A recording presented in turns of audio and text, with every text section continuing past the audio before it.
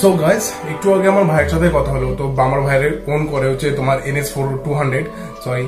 তো ওর সাথে কথা হলো, তো ও খুব ডিসঅ্যাপয়েন্টেড, আমিও খুব ডিসঅ্যাপয়েন্টেড একটাই কারণে যে বাজাজ কি করে করতে পারলো। বাজাজের এখন মানে বাইকটার প্রাইস দেখাচ্ছে হচ্ছে 1,85,000। যদি তুমি 1,85,000 ধরো ওটা দিল্লি প্রাইস ছিল আই থিঙ্ক, আর কলকাতা প্রাইস যদি হয় মেবি ওটা 1,90,000 হতে পারে বা 2 lakhs ধরলাম। তো অন্যটা আমার কত হতে পারে, মেবি ওটা 2,30,000 বা 2,40,000 ধরলাম আমি। তো 2,40,000 মধ্যে বাইকটা মানে আমরা যে জিনিসটা মানে বাজাজ যে জিনিসটা ক্রিয়েট করেছিল, যে হাইপটাকে নিয়ে রেখেছিল যে এরকম একটা বিগেস্ট সিরিজ আসছে, এই আসছে ওই আসছে।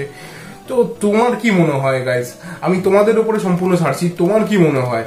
দেখো আমার ভাই অনেস্টলি বলছি, আমার ভাই বলেই দিয়েছে সে কিন্তু বাই করবে না, কারণ যা প্রাইস পয়েন্ট। আর সব থেকে বড় কথা, এই বাইকটা কিন্তু একটা মিক্স আপ বাইক, সেটা হচ্ছে NS আর এন সিরিজ আর NS এই দুটোর মিক্স আপ করে বাজাজ বানিয়েছে। আমি ভাইকে তখন বলছিলাম মেবি ডমিনরকে হয়তো ডিসকন্টিনিউ করতে পারে, হ্যাঁ, কারণ ইন ফিউচারে বাজাজের একটা ADV আসার কথা আছে, তারও ভিডিও তোমরা দেখতে পাবে। তো দেখো, বাজাজ চাইলে কি ডমিনরের মতন করতে হতো না? আমার ভাই খুব ভালো একটা কথা বলেছে, ডমিনরের মতন করতে পারতো, বাট প্রাইসটা বেড়ে যেত, সেখানে ডমিনরকে নিয়ে একটু ভাবতে হতো। তাও এই মুহূর্তে তারা কিছু করছে না, তারা এইভাবে বাইকটাকে বের করলো। কিন্তু আমার গাইজ পার্সোনালি ভালো লাগেনি। তোমরা তোমাদের মতামতটা শেয়ার করো গাইজ। তো দেখো 1,85,000 বাজাজ যে এই বাইকটাকে বের করছে এক শোরুমে, তোমরা হলে কি করবে? বাই করবে কি করবে না? ডেফিনেটলি কমেন্ট করবে গাইজ। আর চ্যানেলে নতুন হলে সাবস্ক্রাইব করবে, দেখবে অনেক এই রিলেটেড ভিডিও আছে।